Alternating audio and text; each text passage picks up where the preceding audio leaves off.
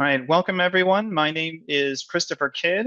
Work for a company called Alta Planning and Design, and I'm the project manager for the Cupertino Active Transportation Plan. I also wanted to let my colleagues at the City of Cupertino introduce themselves and give a few statements before we start our webinar.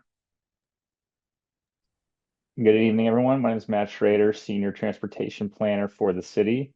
Thanks for joining us tonight for the first community workshop for the Active Transportation Plan.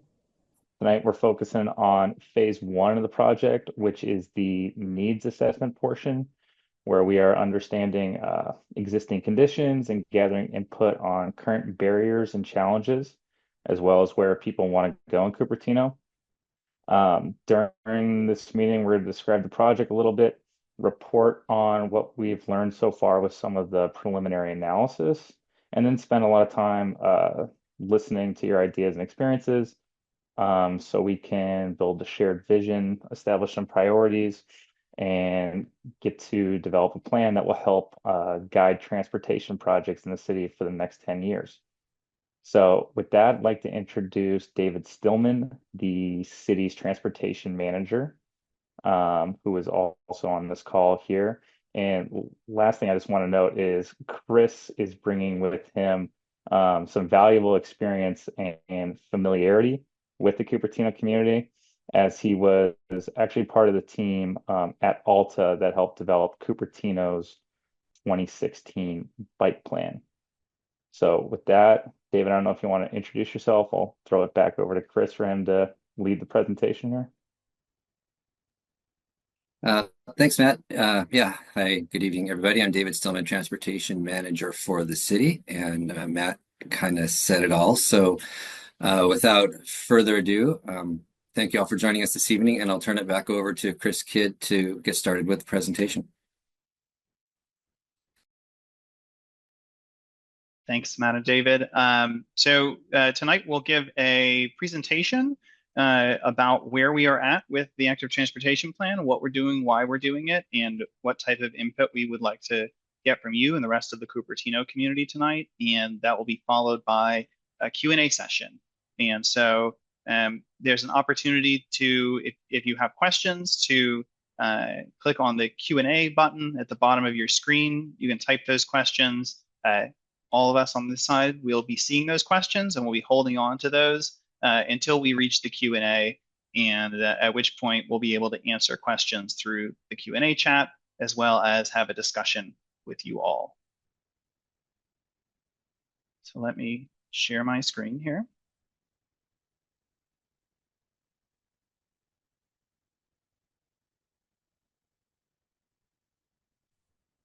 And David, can you confirm that we have full screen up? Yes, we're good, Chris. Great, okay.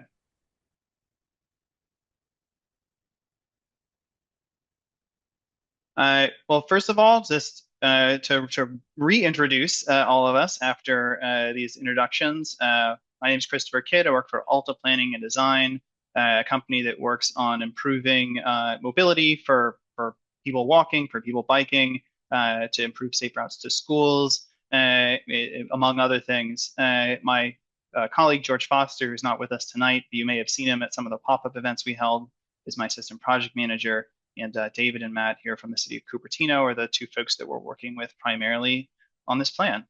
For our agenda, we wanted to just talk a little bit of logistics first about how the webinar will go, to give you a little bit of an overview of this project and why we're doing it, to share with you some of the plan vision and goals that we want to really validate with the Cupertino community and make sure that it's really reflecting the values and goals of the community at large.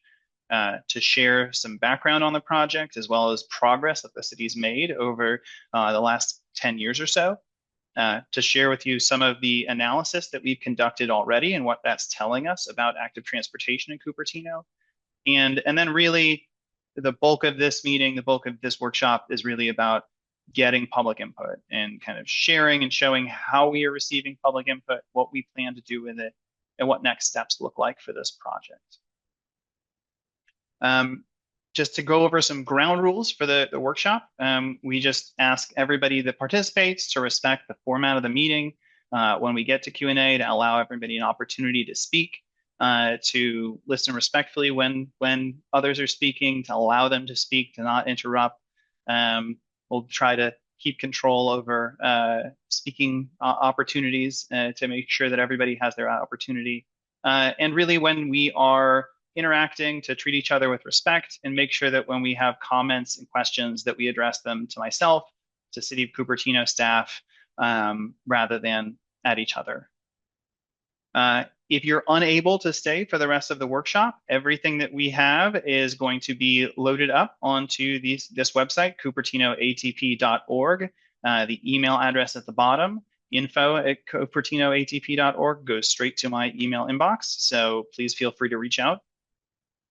When you're using Zoom, I've covered this before we started the workshop, but if you want to change your display name, you can. They're not required.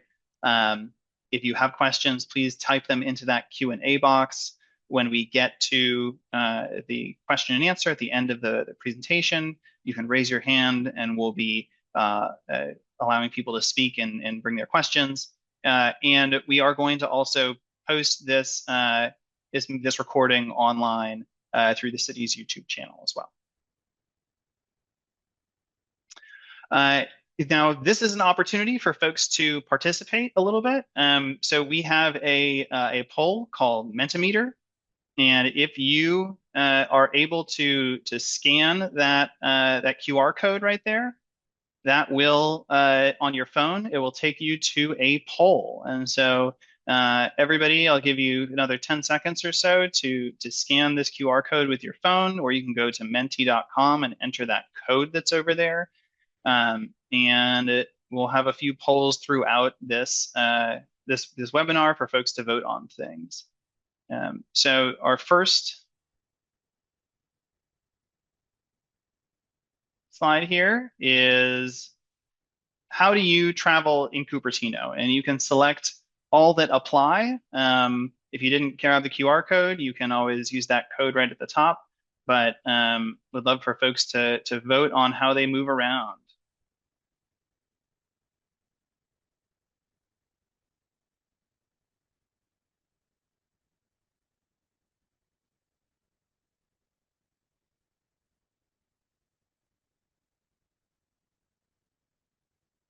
Okay, we've gotten 13 replies so far. We'll wait. Oh, up to 16. That's great.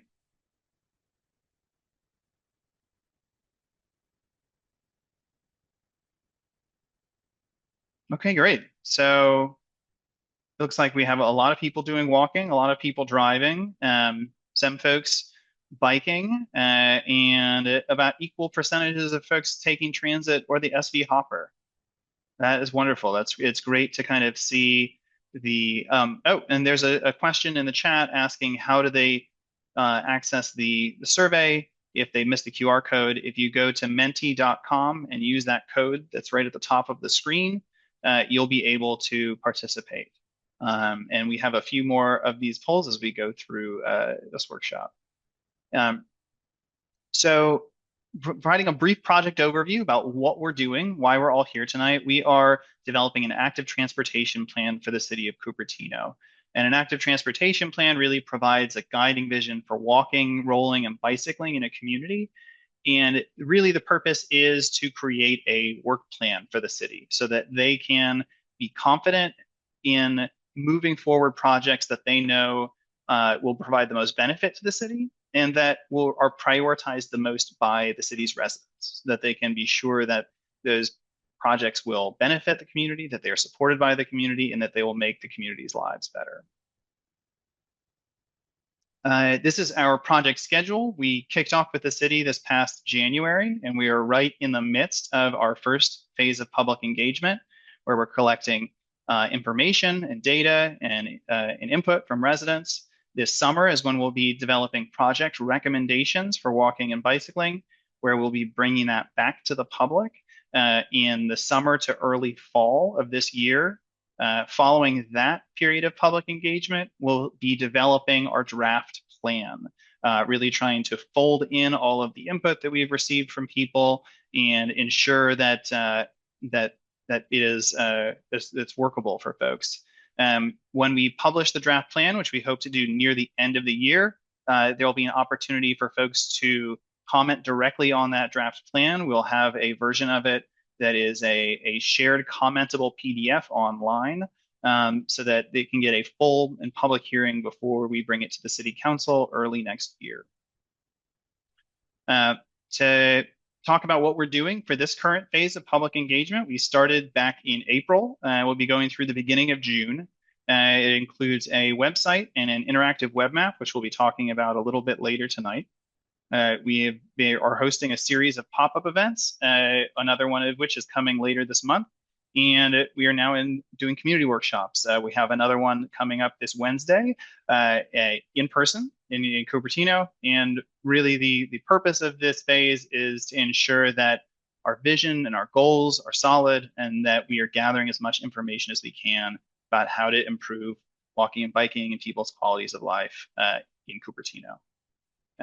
The pop-up events that we've held is we were at the Earth and Arbor Day Festival back on April 5th. Just this 2 weekends ago, we were at the Cherry Blossom Festival, and we will be a part of an Energizer station on Bike to Wherever Day on May 15th. And as I'd mentioned, we have our virtual workshop tonight and another in-person one coming on Wednesday.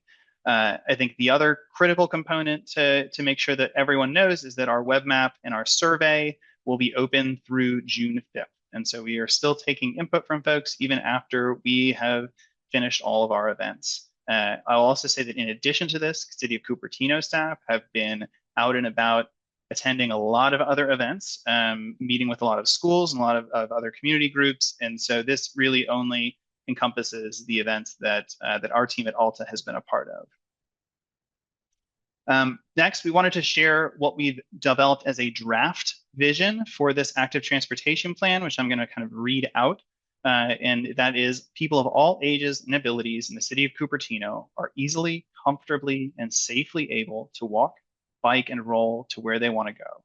A robust and connected active transportation network will enhance mobility options for all, creating a safe, joyful, and sustainable city. Now, this is only a draft for the plan vision, and this is something that we do want to get public input and feedback on. But we also understand that we need actionable goals to be able to pursue this vision. And we've developed those goals as being safety, access, sustainability, maintenance, multimodal balance, and fairness. And we do want to get the direct input of folks in the community on these goals specifically and how they get reflected within the plan. And to dive into what we mean when we talk about these is when we say safety, that we need to improve safety for all roadway users in Cupertino. And part of that is focusing on the high injury network that was identified in the city's Vision Zero plan, which was completed last year. We also want to improve access. We want to make sure that people have better access to schools, to jobs, to parks, to other community destinations. We also want to improve sustainability. We want to improve air quality and the climate and public health in general for the residents of Cupertino.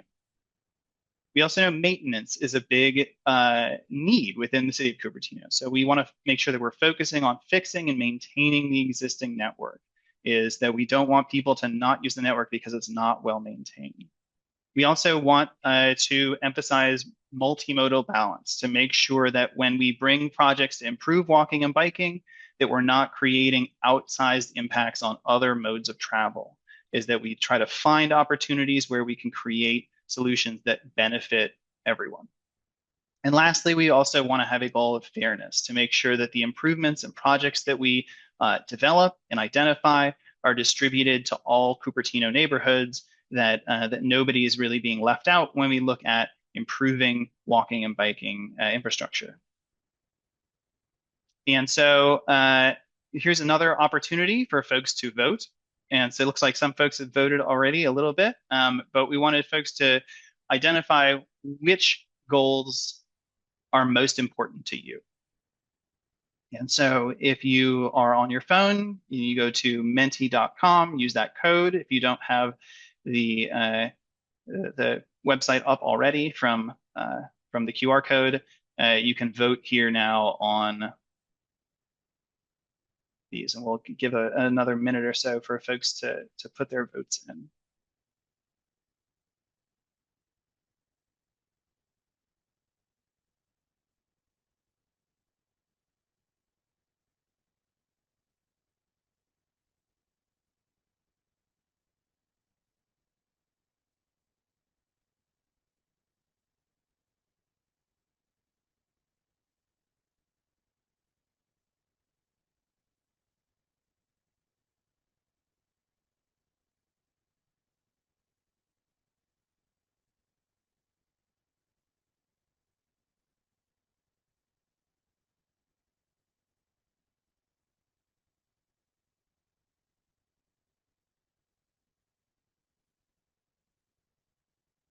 Okay, up to 18 votes so far.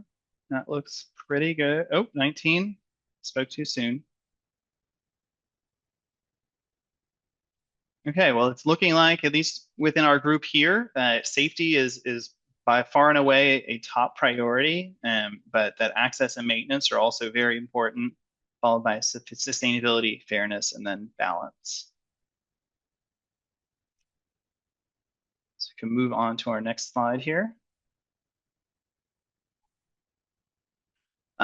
So now to provide just a little bit of background about how this plan is constructed and everything that it goes with and that influences it. So there's a number of other plans that the city has conducted that really this plan is meant to build off of. First, starting with the bicycle transportation plan that was completed in 2016, which I had the good fortune to work on, followed by the pedestrian transportation plan, the climate action plan, the local roadway safety plan, which led directly into the Vision Zero action plan.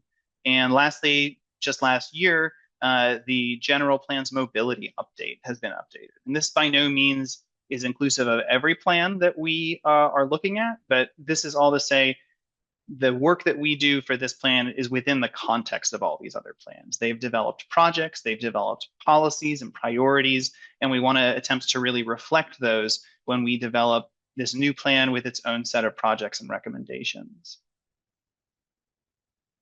When we look at Cupertino as a city, about who is traveling and where they're traveling, we know that looking at the most recent commuter mode share data, when people are commuting to work, that almost 2/3 of folks are driving. When we look at walking and biking, it's a little bit over, it's about 3.5% of trips. But we also know that more than a quarter of Cupertino's workers are working from home. And so those are folks where there's a great opportunity for them if they're taking short trips to places. Those are trips that could potentially be taken by walking or biking. But work trips are not the only trips. We also know that from our Safe Routes to Schools survey data is that 1/3 of students in Cupertino are walking or biking to school. And so those are a lot of trips.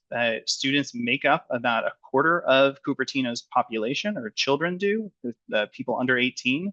And so that's an enormous number of trips that are taking place in Cupertino that are not related to commute trips. And so we also wanted to share with you some of the analysis that we've done and what we're thinking about when we look at recommendations.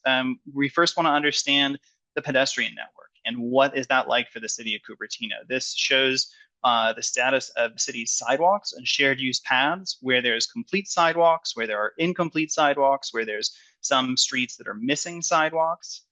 We also wanted to look at crosswalks to understand where crosswalks are located across the city, including crosswalks with what we call rapid rectangular flashing beacons, which there's an image of on the left from Blaney Avenue, and where those are located across the city. We also have the city's bike network, going from the most separation from cars with shared use paths that are off street, through separated bikeways, down through bike lanes, and down to bike routes where you're sharing the roadway with drivers of vehicles. We also know that people who take transit are always pedestrians. And so when we think about a bicycling and walking plan, an active transportation plan, we need to think about transit and where the different lines of transit exist across the city. And part of that as well is where there's the most ridership. And so this map shows us where the highest density of boardings and alightings take place on transit. And we can see that big grouping of boardings and alightings right around De Anza College at Stelling and Stevens Creek Boulevard. But VTA Transit isn't the only transit that's out there. There's also the SV Hopper. And so we want to think about that and how that works in conjunction with walking and biking trips around the city. And so we have two more polls that we want to ask people to fill out. So we want to first hear from folks about how comfortable you feel when you're walking around your neighborhood.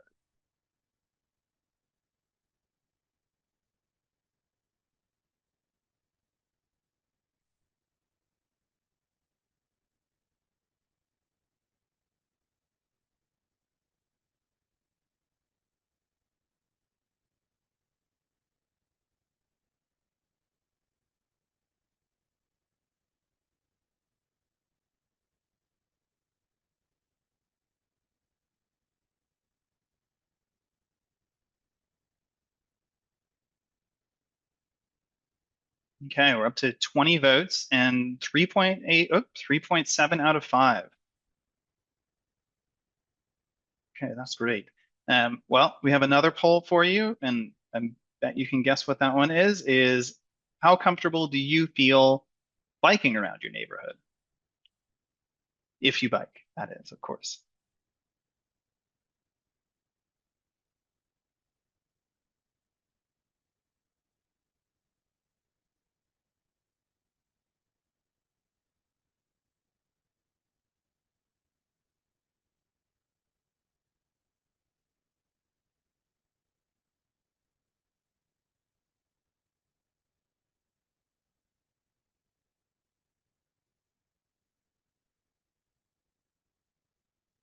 Okay, so kind of right in the middle, but it seems that there's a spike of folks that feel very uncomfortable riding a bike in their neighborhood. It's very interesting to see.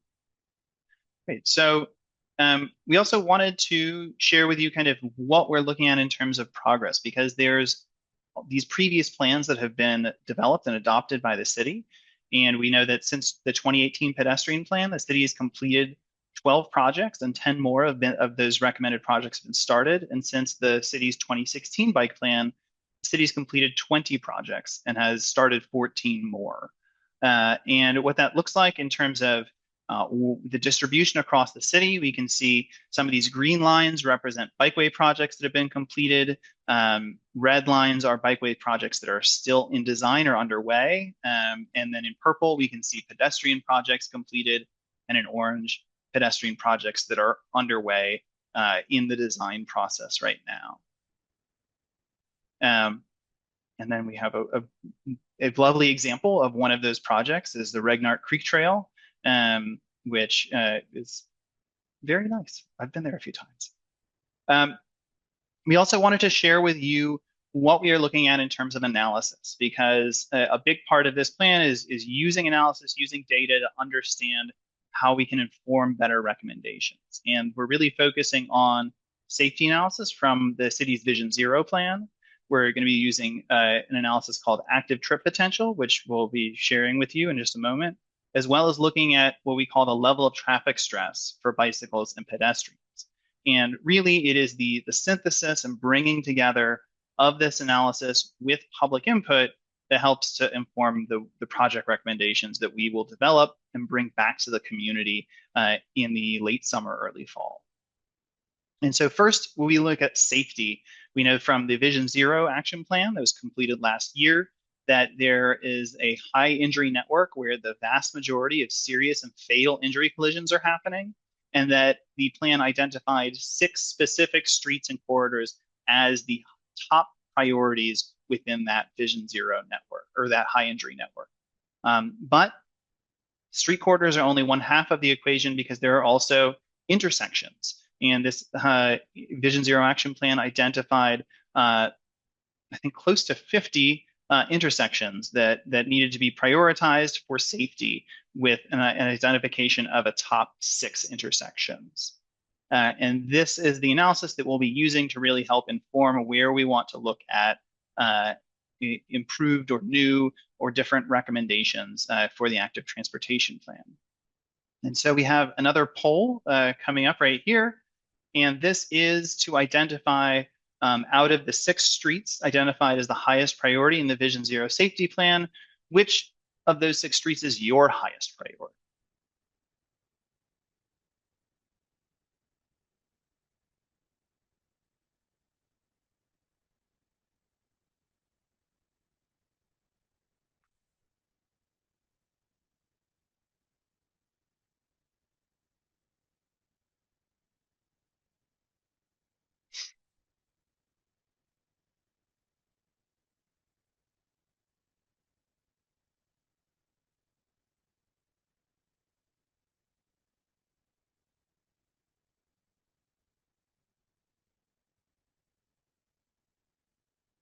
Okay, yeah, it looks like most of our votes have gotten in at this point, but Stevens Creek Boulevard looks to be a very high priority from among the folks attending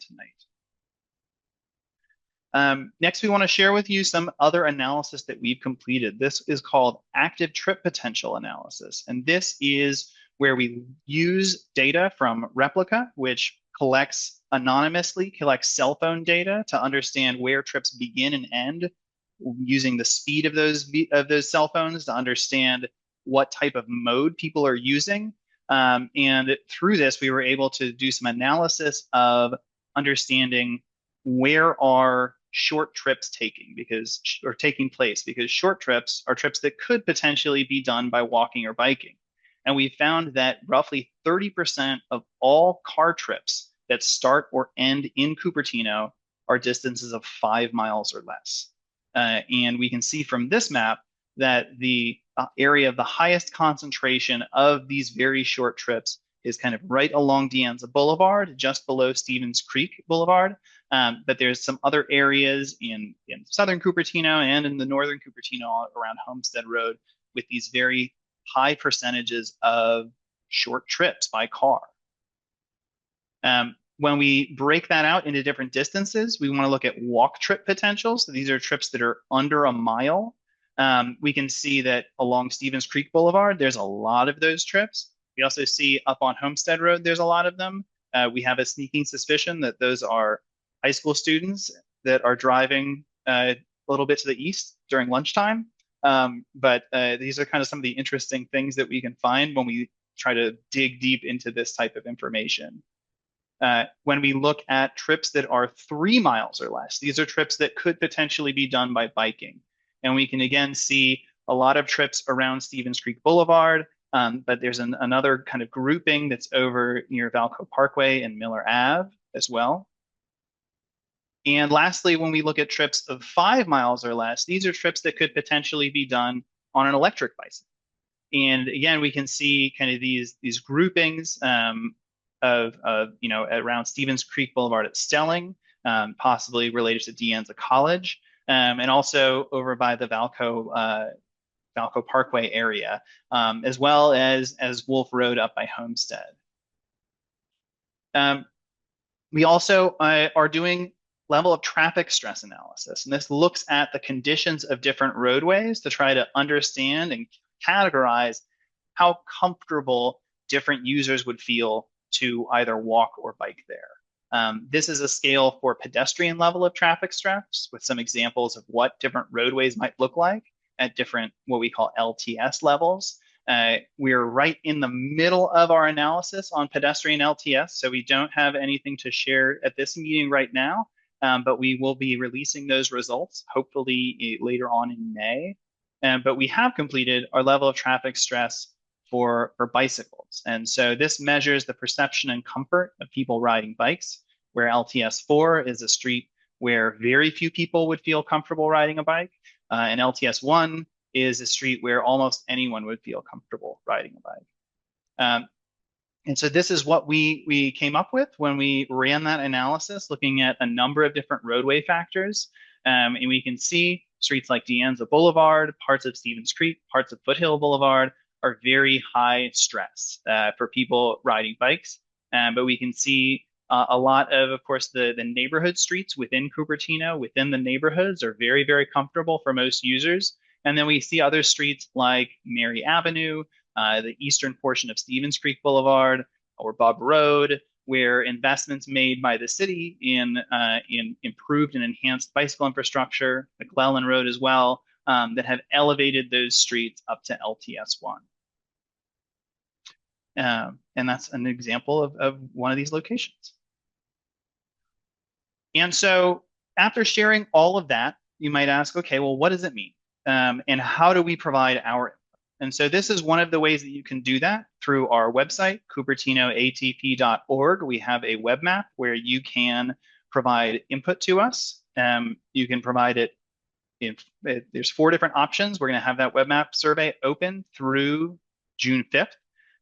And this will provide you with an opportunity to identify places that you enjoy walking or biking so that we can look at that and see, well, what is it that makes it so great? How do we replicate that or bring that to other places? If there's barriers or gaps that exist where they discourage you from walking or biking, we want to know about that too. We also want to know if there's specific destinations that you want to try to reach so that we can look at what do we need to do to improve the infrastructure to get to that location.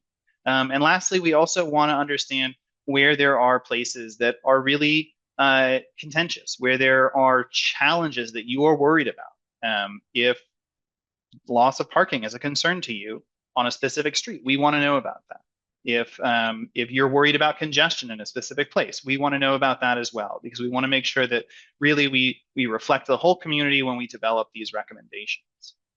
The way that this works is you would either draw a route, and that on the left, it shows that, where you can kind of use your mouse to click from one location to the next. And when you're done with your route, you double click to finish your line, and you can leave a comment. You can also drop a pin where you just place that pin and click on it to drop that pin. You can then leave your comment there as well. Once you've set up your comment, you can then identify what type of comment you're leaving and write out the comment that you want to share. And you can also view other people's comments. So you can see what other people are saying. You can comment on that. You can like it. You can dislike it. We just ask you to not use profanity. So what this all means when we combine our analysis, when we combine the public input that we're getting this spring, is to develop recommendations. And how do we do that? Well, we start with all of the projects recommended from the 2016 bike plan and the 2018 pedestrian plan. Understand what's been built, what's in progress, what was not feasible to do, and understand why. And then combine that with the input that we get from the public, with the analysis that we've conducted, and bring those 3 things together to develop updated project recommendations. And in phase 2 of our outreach, in the late summer, early fall, is when we're bringing those projects back to the public, making sure that we got them right, and also engaging the public on how do we prioritize these projects. Because we understand that there's no way that the city can build every single project that's been identified in an active transportation plan. So we want to ensure that the city is putting its efforts and its funding in the places that are the most important for the community. In terms of our next phases, as I've mentioned, August, September is when we'll be bringing our project recommendations and working with the community on prioritizing them.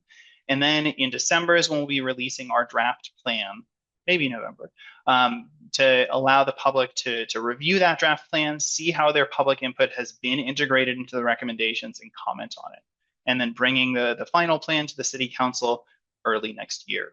In terms of how you can get involved, visit the website, comment on it, take our online survey, email us, tell your friends, tell your family, tell your neighbors. And that link right there, that QR code right there, takes you right to the project website. With that, we're going to kind of shift from one part of this workshop to the next, where we can have our Q&A session. And I think we've been reviewing the questions that have been put into the Q&A chat, but we will also be able to have folks raise their hands and ask their questions as well. And so with that, I'm going to stop sharing my screen. And I think maybe we can start with Matt or David if there's anything in particular out of the Q&A questions submitted so far that we want to talk about first, just respecting that they asked their questions a little while ago. And then we can go into Q&A with folks in the workshop.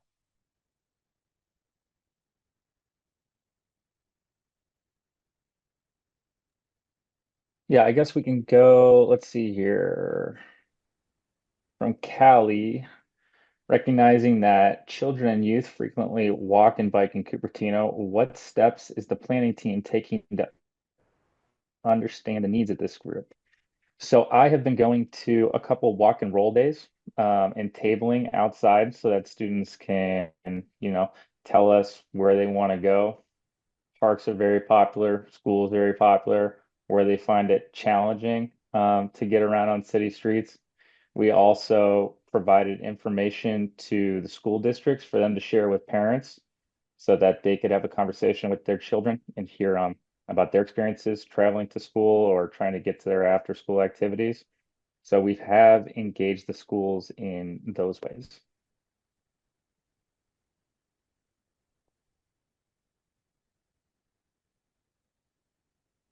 Let's see what else is in here.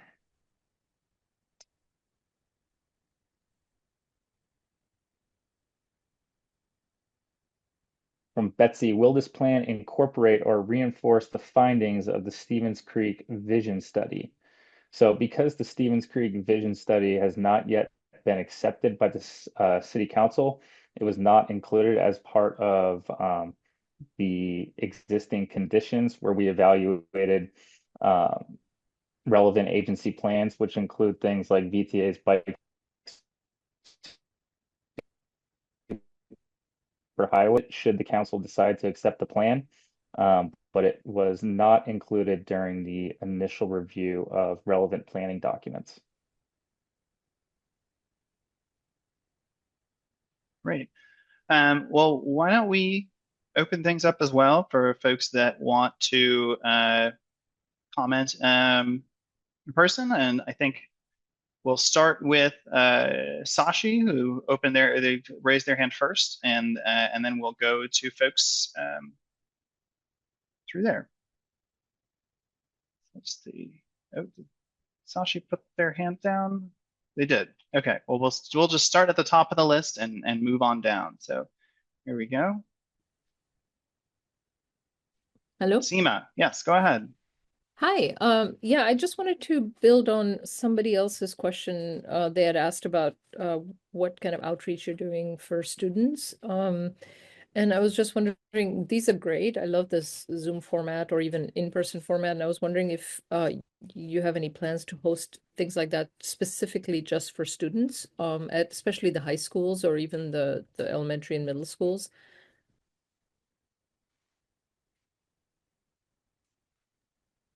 No, there are no plans at this time to do that. Maybe during the project recommendations phase, that's something that we could incorporate as part of the outreach, but it just was not scoped and figured that those alternate methods would be sufficient in reaching students. Great. Why don't we move on to our next person, which looks like Steve Hill. So we will. Oh. Let's see. Yes, I'm Steve Hill. I have 2 points to make. One is handling of electric scooters. I live near a school, and some student was roaring by the sidewalk a couple months ago on an electric scooter, and much faster than the pedestrian traffic was moving. So in your considerations, be mindful of having a route for scooters that doesn't involve using sidewalks, because there's a difference in speed and it could result in injuries. The other thing, you mentioned early on, this is a 10-year plan, and this is coming out of the blue, but I recommend, or at least kind of incorporate the Union Pacific Railroad right-of-way. They no longer have any business now going up to the quarry, and railroads have a tendency to divest of real estate that's not earning any money. In fact, it probably costing them money with real estate taxes. So that right of way goes all the way down to where the Netflix headquarters are, and it connects with the stub end of the light rail in that area. So it would be a shame if that precious right of way was gobbled up for, say, residential or commercial development. So that should be on your radar, and maybe some of your 10-year planning. Yeah, thank you, Steve. And well, to answer your first question, electric mobility is absolutely a part of this plan. And so we've seen the rise of all of these different types of devices over the last 5 to 7 years, including things like scooters and electric skateboards and one-wheel devices. And right now it's a little bit of a regulatory free-for-all. There's very strong regulation on electric bikes and what they can and can't do. There's not as much on some of these other newer electric devices, but we do know that it is not legal technically to ride an electric scooter on the sidewalk. That's a device that should be operated in the bike network, and that there are people riding on the sidewalk is certainly it's a safety challenge. It's also an education challenge, and it's also an infrastructure challenge, because we often know that if people are riding an electric scooter on the sidewalk, it's often because they either don't feel comfortable, or they riding the street, or they don't feel like or don't understand that the bike network is also meant for those users. And so we kind of have to look at it from a few different angles to really understand how do we take advantage of this opportunity for more types of mobility for people, but mitigate the types of potential harms that might come out of it if we're not taking a proactive approach. David or Matt, is there anything else you wanted to share before we move to the next commenter?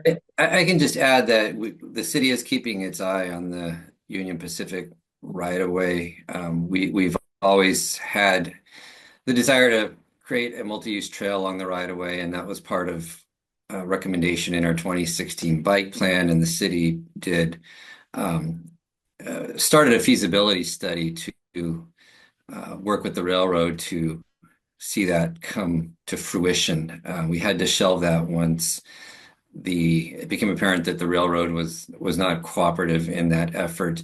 And even though the railroad is not currently being used, the right-of-way is not being relinquished anytime soon by the railroad. And I understand it may even be used again in the future as part of reclamation efforts up in the hills. So we are, though, keeping an eye on the situation, and any opportunity to move forward with a multi-use trail on the railroad will certainly take advantage of. Great. Thanks, David. Why don't we go next to Claire? Go ahead, Claire. Hi, hello. Thank you so much for hosting this session and for allowing the community to be able to look at your plans and provide some feedback.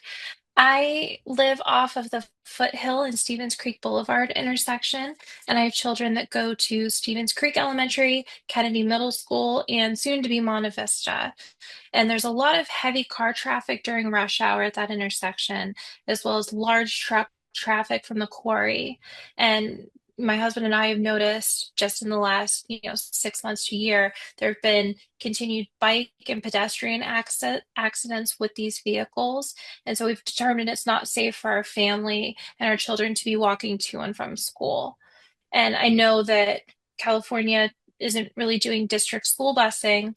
And when we look at the plans that you were sharing, it looked like that specific intersection was kind of on the outskirts of your maps and hotspots for this planning. So I'm wondering, is there any way to bring some of the resources towards that intersection and not forget the families that are trying to walk to and from these schools and using that intersection? Yeah, Claire, thank you for bringing that up. And, I think this is exactly the right venue to identify those needs. I think we certainly don't want to ignore any part of Cupertino. We want to make sure that the full breadth of the community is represented. And I think that this is an opportunity for you to advocate for that. And I think when we bring our project recommendations back later this year, that'll be another opportunity, as well as when we develop the draft plan.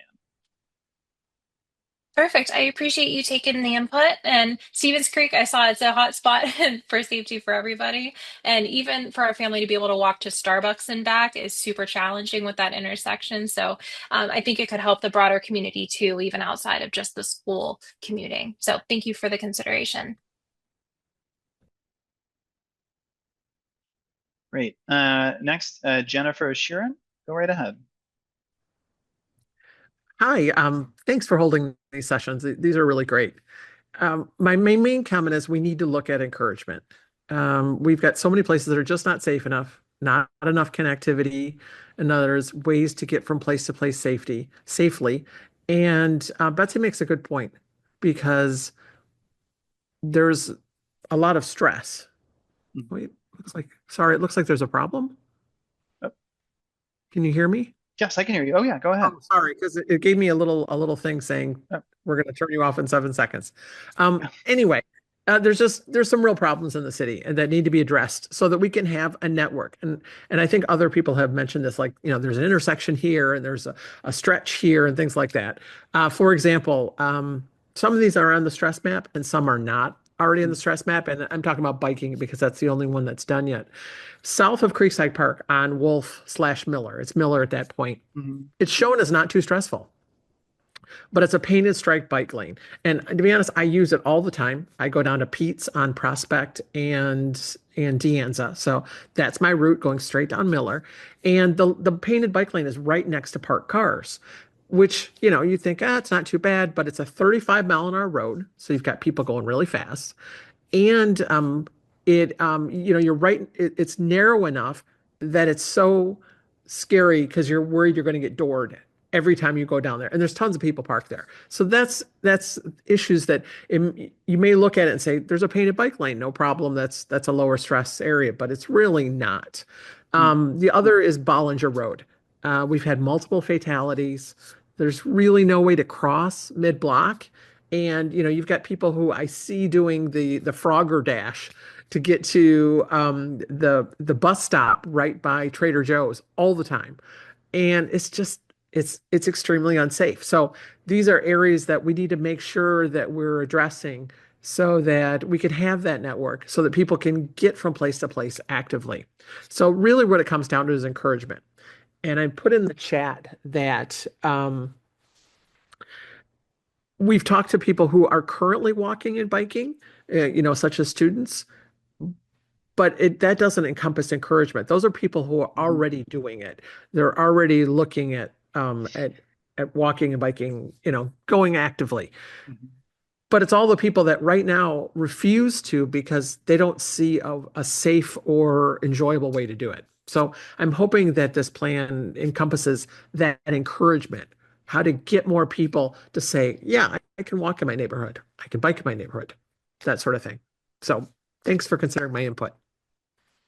Yeah, thank you, Jennifer. And this plan will have, in addition to infrastructure recommendations, we'll have policy and programmatic recommendations. So those are the types of, things. When we say programmatic, we mean things like the Safe Routes to Schools program is finding ways to have that full picture, not just what we build on the street, but how we provide education, how we provide enforcement, encouragement, kind of all of these different pieces to help make people feel safe and comfortable and welcome moving around their city in the way that works best for them. All right, let's go to Sashi. And Sashi, I'm very sorry I took you off the list prematurely at the beginning of the meeting.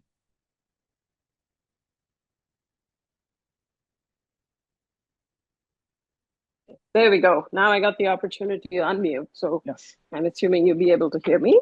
Yes, absolutely. All right. So thank you so much for the opportunity to speak.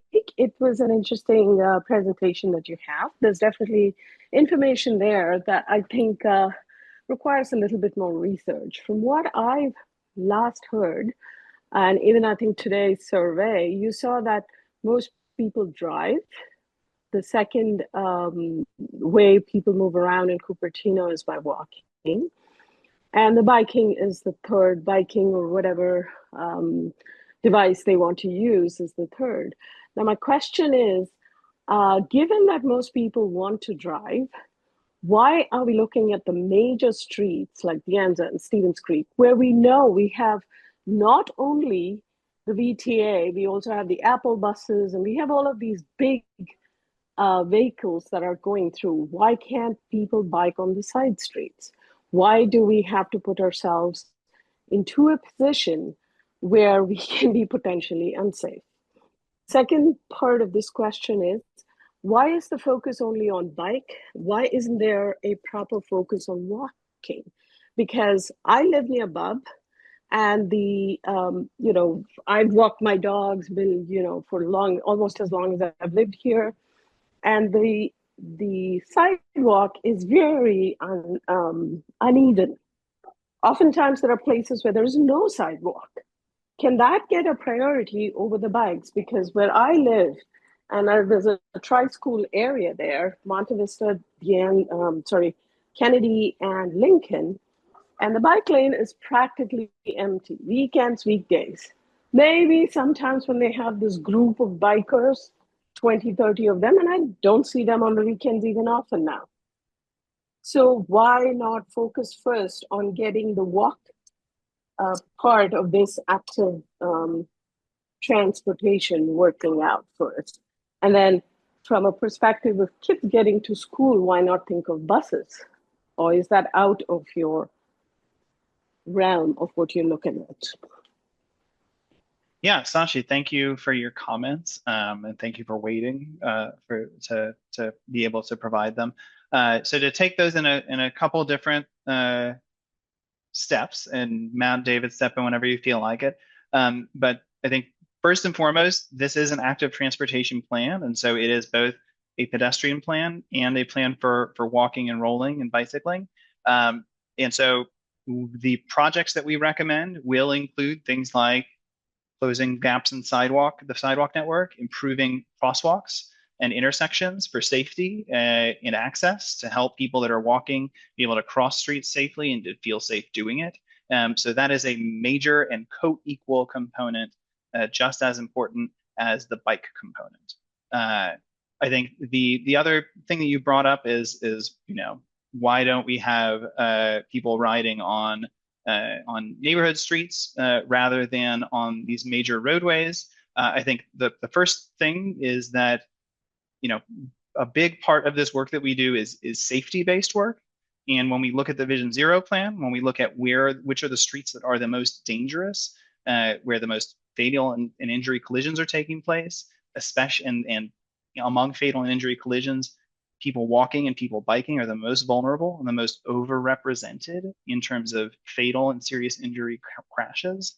And those are taking place on the major streets. And so we need to look at safety solutions for those streets. Often those are safety solutions that can and probably should include both pedestrian and bicycle infrastructure, because if there's people that are already out there riding and being exposed to that type of safety hazard, there's an obligation to do something about it.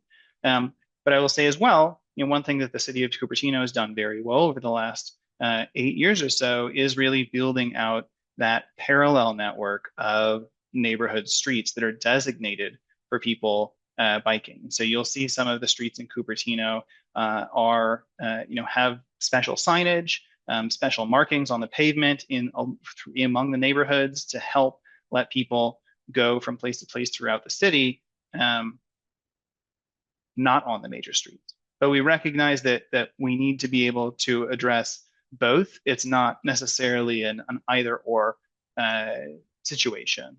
And I think that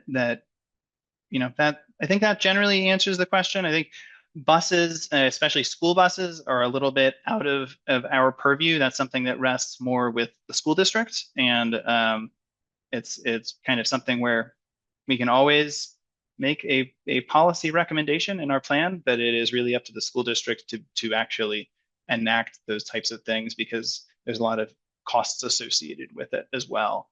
And David or Matt, I don't know if there's anything else you wanted to interject with in that response.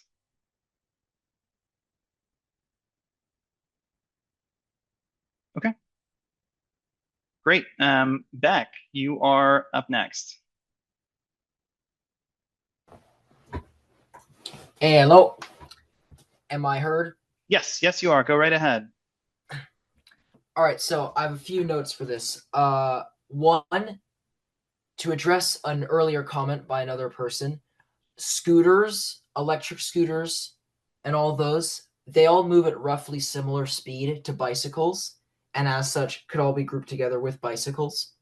I ride a bike, a manual bike to school, and I move at roughly the same speed as an electric scooter.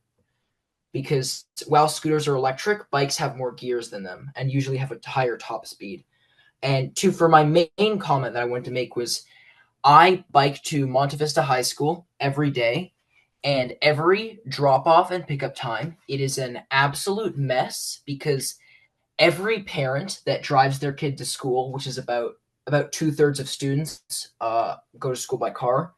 They all try and drive directly to the school as close as possible. So my recommendation would be, could the city designate drop-off points, maybe one intersection back, like for example, the intersection of Orange and Alcazar Avenue, so as to spread out the amount of cars so they are not all concentrated directly on the road right in front of the high school. And what else I have? Also, for in order for like pushing a message and also getting to the public, go talk to the schools themselves. Monte Vista High School and its student newspaper regularly run student surveys and like informational lessons. Like they will send emails to the students containing information. So if you want to get students involved or people of schools involved, go ask Monte Vista High School, and they can ensure that the students are informed of what is occurring. Yeah, thank you, Beck. That's really great to hear. We want to find ways to reach, across the city. So I appreciate that. Okay, now let's go to our next person. Kaylee, you're up next.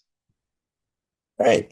Hey guys, thank you guys so much for doing the active transportation plan. I want to comment that uh, the Cupertino so far seems to lack a good north-south corridor for cycling. So there's a lot of attention paid to Stevens Creek and McClellan, which are important. But I think what might deserve some attention is the north-south streets that have less traffic, but that could be better walking and biking routes than they are now. So something like Stelling or Blaney or Miller and Wolf, especially, I think these have a lot of potential because it's really hard to go north or south if you're cycling. You kind of have to zigzag through a bunch of local streets, and then even then, there isn't really like a clear route, whether it's off street or on street. So I hope that's something that is being considered when you're looking at a whole bike network. And I would hope that all the major streets have consideration for all road users, whether that's drivers and cyclists and pedestrians.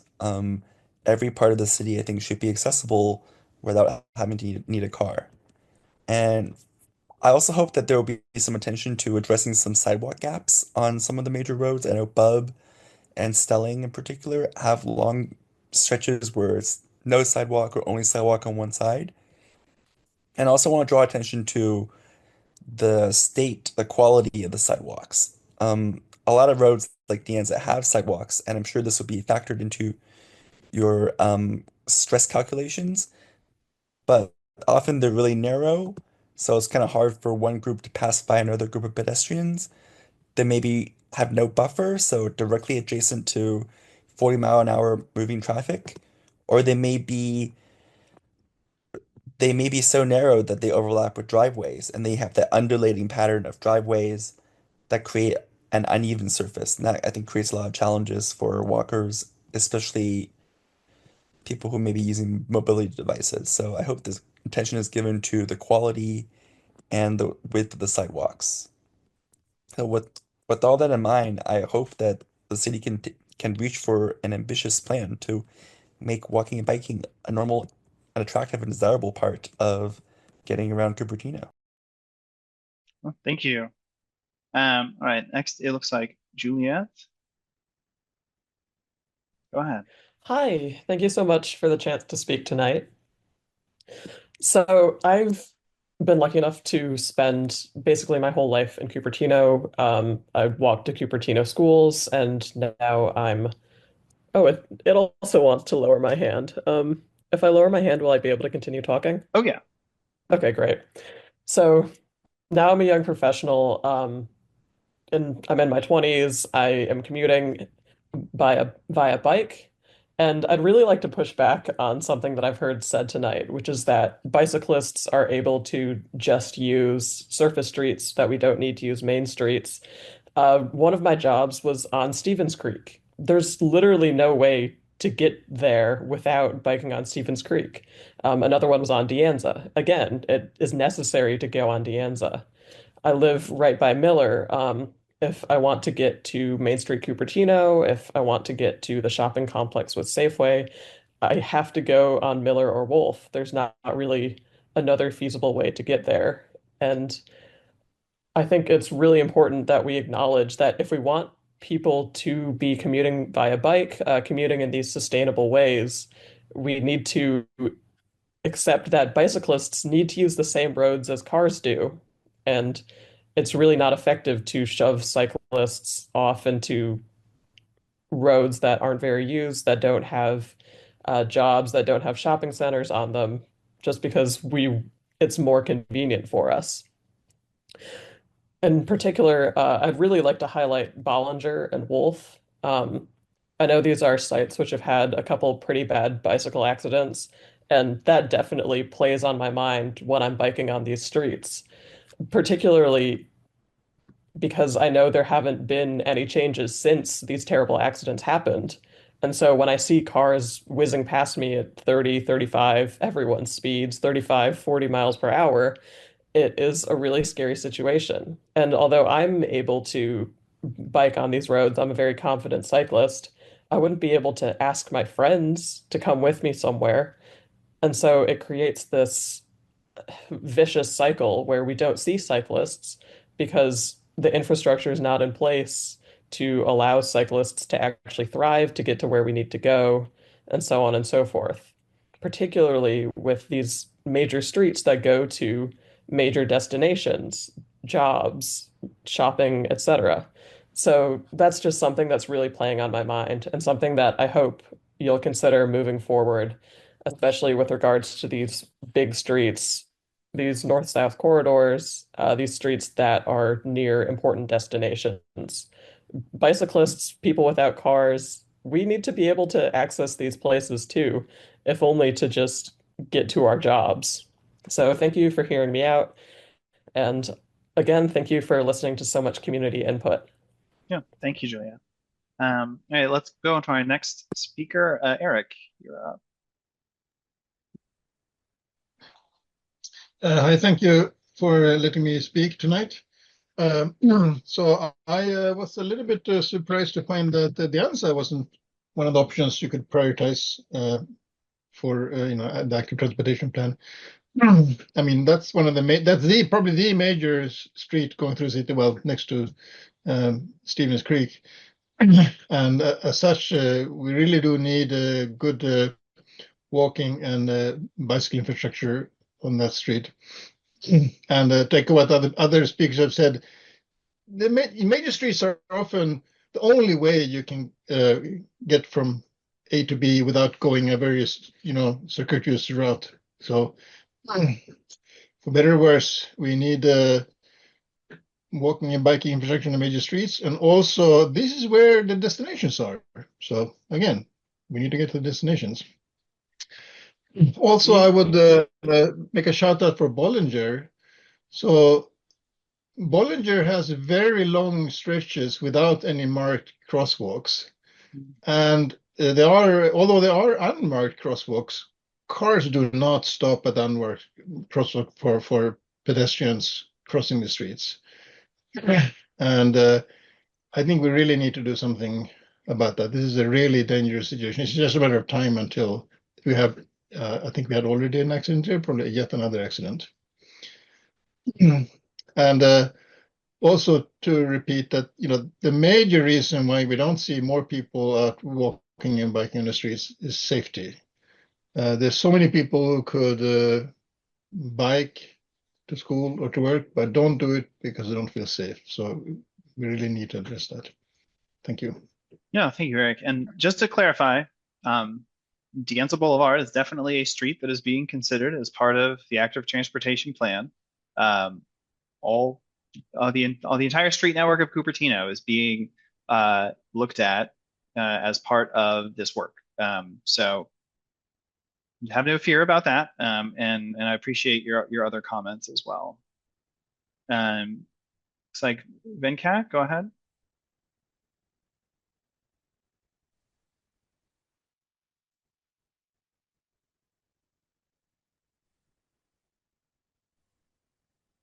We can't hear you if you are speaking. You are unmuted.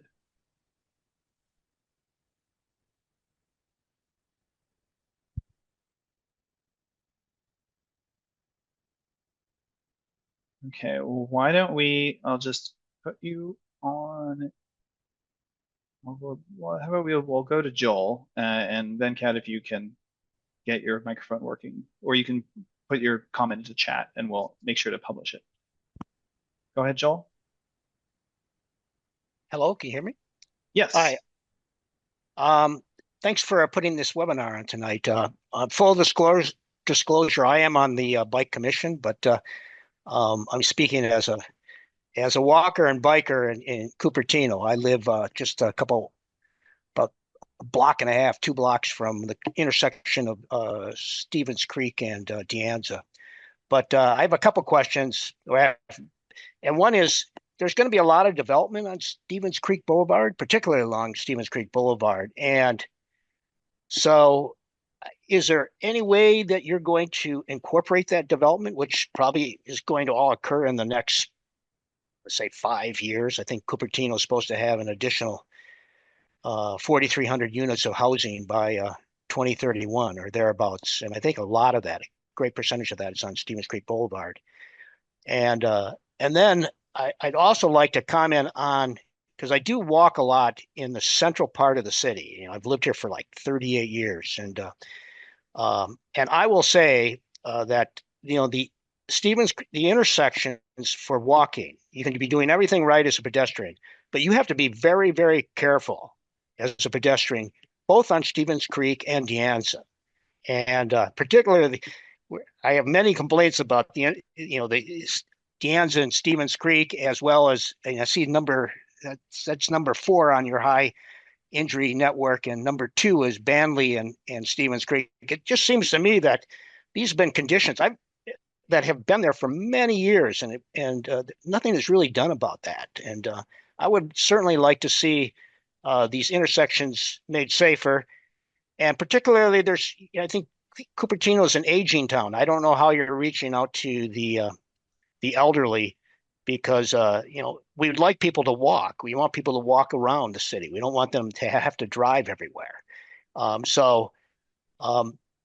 one final comment is, there was a comment made that shouldn't be using these big corridors. So I use De Anza Boulevard like 3 or 4 times a week, and it's part of my route to wherever, to 24-hour fitness up in Sunnyvale. But I do use it, and it is somewhat uncomfortable, even though they've made some improvements. So I would take that into consideration. And I also bike down Stevens Creek, and if you're going to certain businesses, you need to bike on these corridors. There are no alternatives. So well, thanks for hearing out my comments.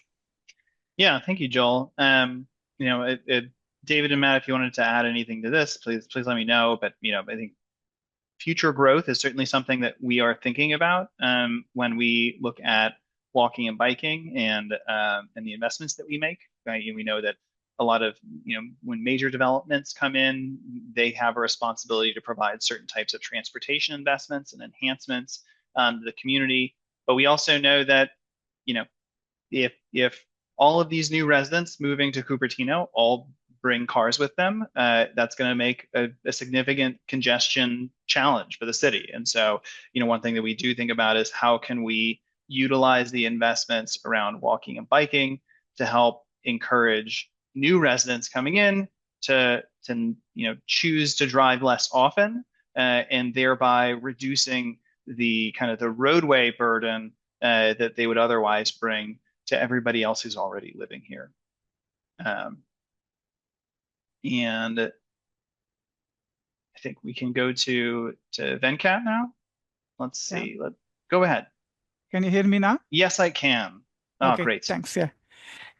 Thanks for the workshop. And I was hearing the comments from all the other residents who spoke.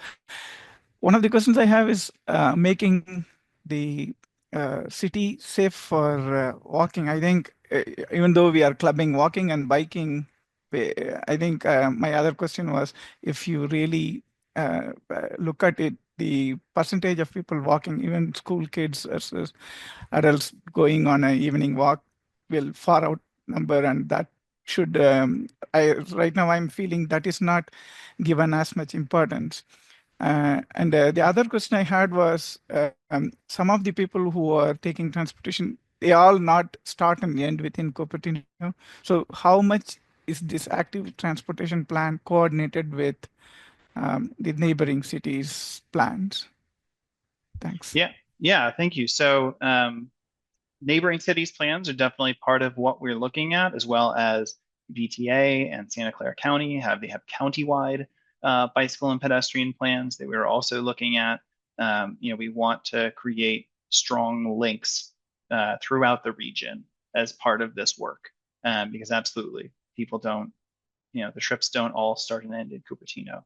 I think to your first comment, thank you for emphasizing pedestrians. That's like a common theme that we've heard tonight, and we really want to ensure that that we are prioritizing and emphasizing pedestrian and walking projects appropriately as part of this work. So, thank you. I appreciate that.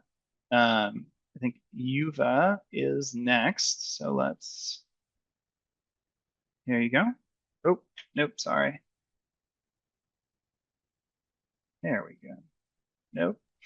Let's try that again. Okay. There. Third time's the charm. Yuva, go ahead.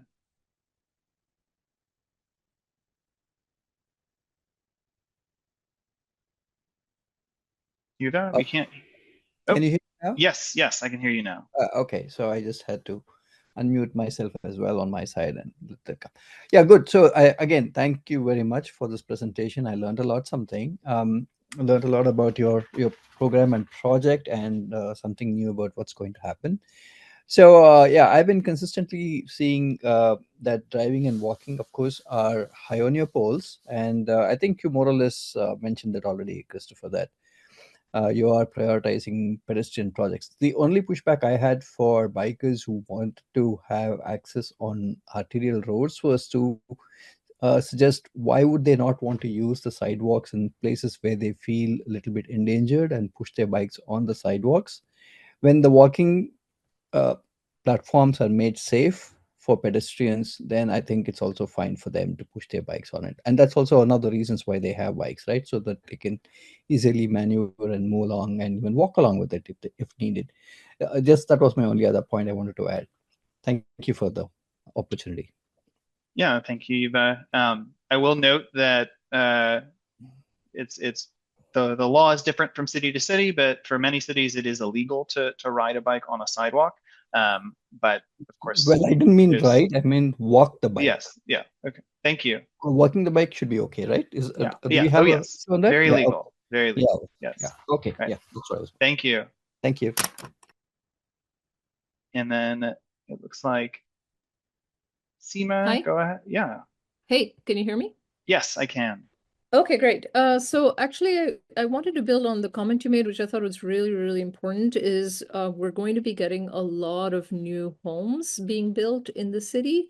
And I was wondering if when you are accounting for it, are you going to be working with the developers to to have them kind of participate in creating a safer walking and biking network in the city.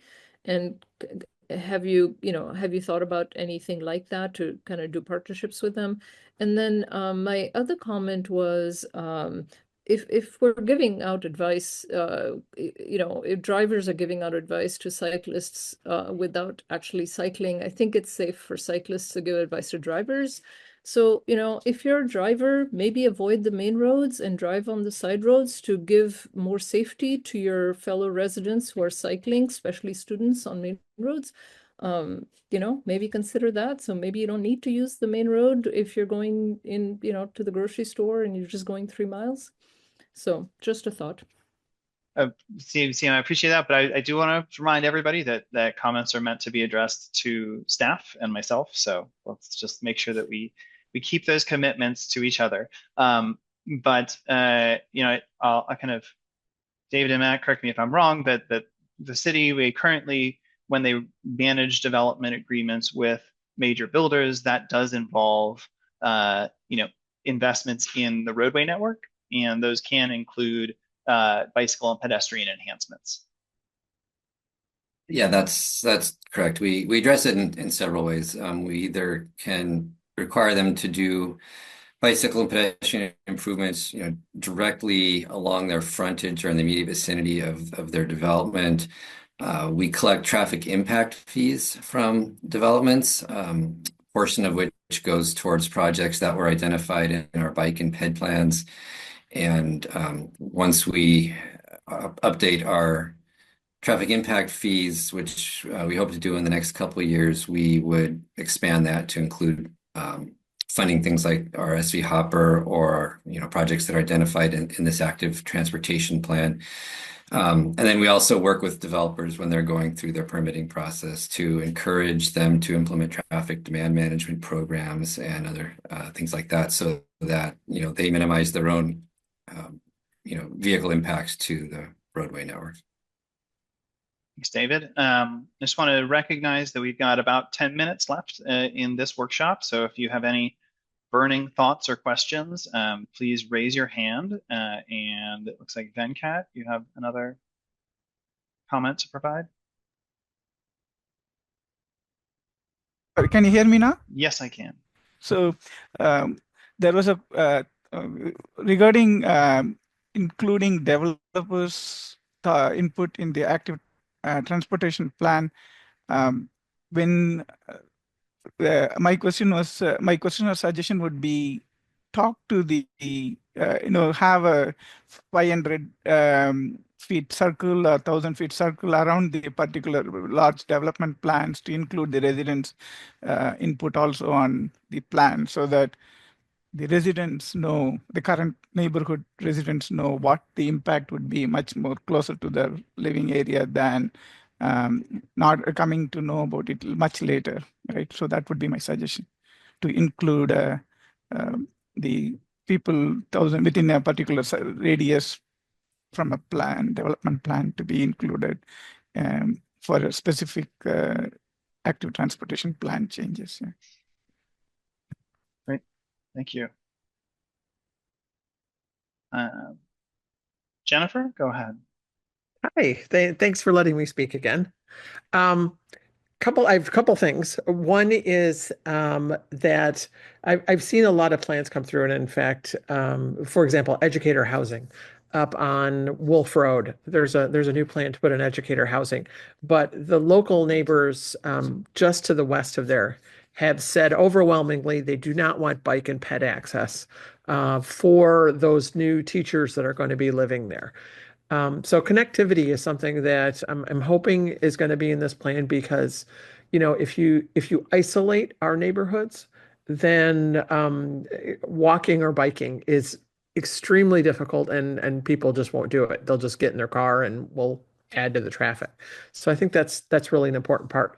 But I think it also highlights another issue, which is if you say, let's say you're making changes on Bollinger, which, as I've highlighted, has had multiple fatalities, multiple serious accidents. I mean, it's a dangerous road for walkers and for cyclists, for everyone.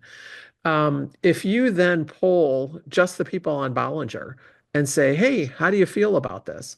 That's not really giving an adequate assessment of who's using that road and what it means to everyone else around. And to be honest, everyone else in the city who also uses that road. So I think we need to be careful that when we do projects, that we don't focus it so tightly on neighborhoods and say, how do you feel about this to a specific neighborhood?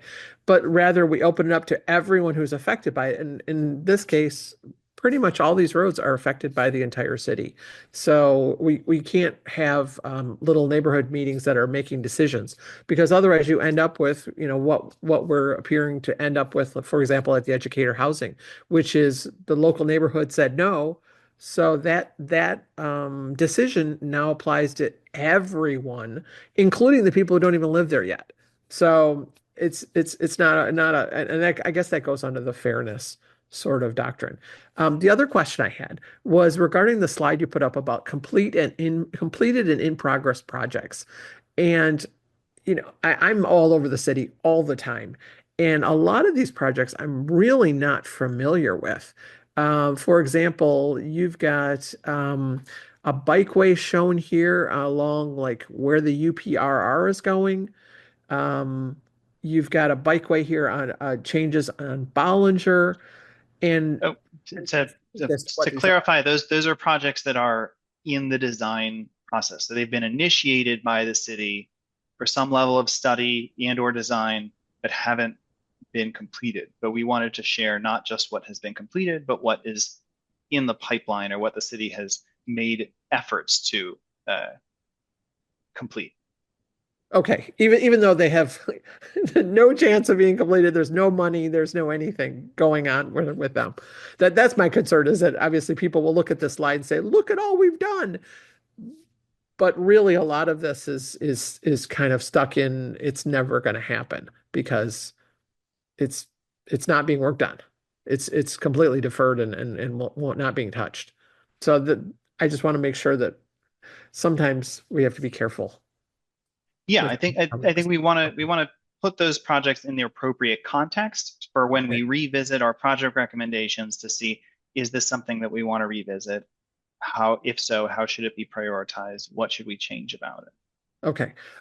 So the big question though I do have is you're showing on the UPRR a bikeway, and I'm not familiar at all with any bikeway on the UPRR. I do know that in the past, like, oh gosh, 7, 8 years ago, we had talked about maybe a trail there, but it would be more of a pedestrian trail because it's right next to the railroad tracks.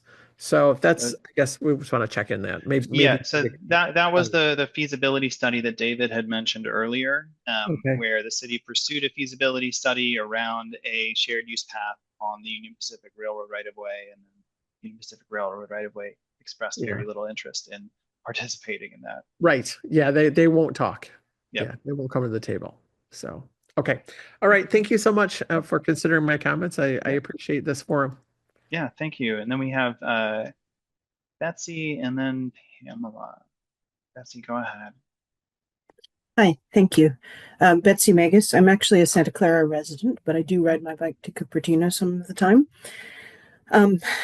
To a previous comment, if I'm on the sidewalk on my bike, something is wrong. Either the streetscape is not designed very well, or maybe there's something the matter with my bike. I would really rather not be there. It's not easier, it's not safer, and it's certainly not faster for getting around. On the which street to prioritize question, besides all of them, I did vote for Homestead, and I voted for that because it's my usual bike route to get to Cupertino from Santa Clara. I live right off Homestead in Santa Clara. And this is everybody's reminder here, please, that streets don't only serve people who live in the city. They don't end at your borders, and they're for moving people, not cars. To another comment, arterials are important for bike routes because they go where people want to go. Not only to businesses that are on those streets, although that is a major use for them, but city to city.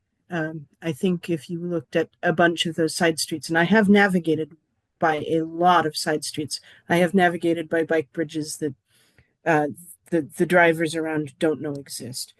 But if you want to get somewhere quickly and directly, chances are you're on a Homestead or you're on a Stevens Creek or you're on a, one of those kinds of streets. Even on a bike. And Right. I just wanted to support and underscore Jen's comments about not avoiding producing islands and enclaves that are hemmed off in terms of bicycle and pedestrian access. That makes it. I think often the mentality is, well, we don't want them parking in our neighborhood. Well, they're just neighbors for a start, but it also makes it harder for any other bike access and walking access if you have to go clear around to the front entrance of something, which is in turn on an arterial. Anyway, that's my comments. Thanks for listening. Thank you, Betsy. And it looks like we have just one person left, and it will close out our meeting. So Pamela, go right ahead. Thank you for the time and thank you for the presentations. I'll hold my comments and suggestions for your meeting on Wednesday because it's 7:30 and I don't want to take any more time, but I will be attending Wednesday night's meeting as well. Oh, wonderful. Well, I'll look forward to meeting you in person. Okay, thank you. Yeah, thank you, everyone. Thank you. Well, with that, I want to thank you all for coming. We will finish our recording and actually right now.